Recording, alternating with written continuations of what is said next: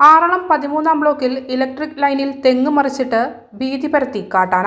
13-ാം ബ്ലോക്കിലാണ് സംഭവം. വ്യാഴാഴ്ച രാവിലെ 7 മണിയോടുകൂടി RRT ഓഫീസിന്റെ സമീപത്തായി കാട്ടാന നിലയുറപ്പിച്ചത് ജനങ്ങളിൽ ഭീതി പരത്തി. ഈ മേഖലയിലെല്ലാം നിരവധി കുടുംബങ്ങൾ താമസിക്കുന്നു. ഫോറസ്റ്റ് അധികാരികൾ സ്ഥലത്ത് എത്തുമ്പോഴേക്കും ആന വലിയ തെങ്ങ് വട്ടം ഒടിച്ച് ഇലക്ട്രിക് ലൈനിൽ ഇടുകയും ഇലക്ട്രിക് പോസ്റ്റ് ഉൾപ്പെടെ പൊട്ടി ലൈൻ നിലത്ത് വീഴുകയും ചെയ്യുകയായിരുന്നു. KCB അധികൃതരും വനംവകുപ്പ് ജീവനക്കാരും ചേർന്ന് വൈദ്യുതി ബന്ധം പുനഃസ്ഥാപിക്കുന്നതിന് വേണ്ടിയുള്ള പ്രവർത്തനം തുടർന്ന് നടത്തി.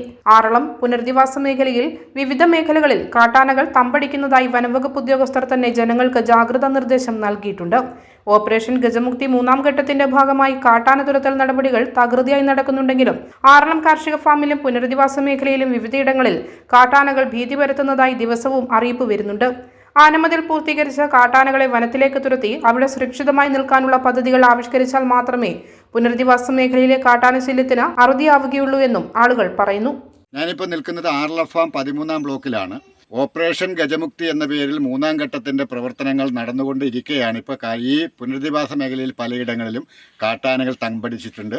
ആ തമ്പടിച്ച കാട്ടാനകളെ കാട്ടിലേക്ക് തുരത്തുന്നതിനുള്ള നടപടികൾ വനം വകുപ്പ് ഉദ്യോഗസ്ഥർ നടത്തുന്നുണ്ടെങ്കിലും ഈ ജനവാസ മേഖലയിൽ ഭീതി പരത്തിക്കൊണ്ടിങ്ങനെ കാട്ടാനകൾ ഇങ്ങനെ ഈ പോസ്റ്റ് തകർത്ത ആ പ്രദേശം എന്ന് പറഞ്ഞാൽ രാവിലെ 7 മണിക്ക് ആളുകൾ ഇറങ്ങി വരുമ്പോഴാണ് ഈ സംഭവം അവിടുന്ന് ഇത് കാണുന്നത്. എന്തായാലും വന്യമൃഗങ്ങളുടെ ശല്യം, കാട്ടാനയുടെ ശല്യം അതിരൂക്ഷമായി ഈ പ്രദേശത്ത് ഇങ്ങനെ ഭീതി പരത്തി ഇങ്ങനെ വന്നുകൊണ്ടേയിരിക്കുകയാണ്.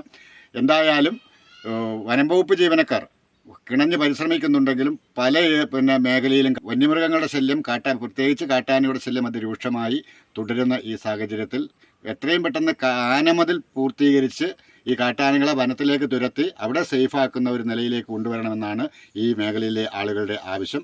ആറളം ഫാം 13-ാം ബ്ലോക്കിൽ നിന്നും KB ഉത്തമൻ, ഏജന്റ് ന്യൂസ്.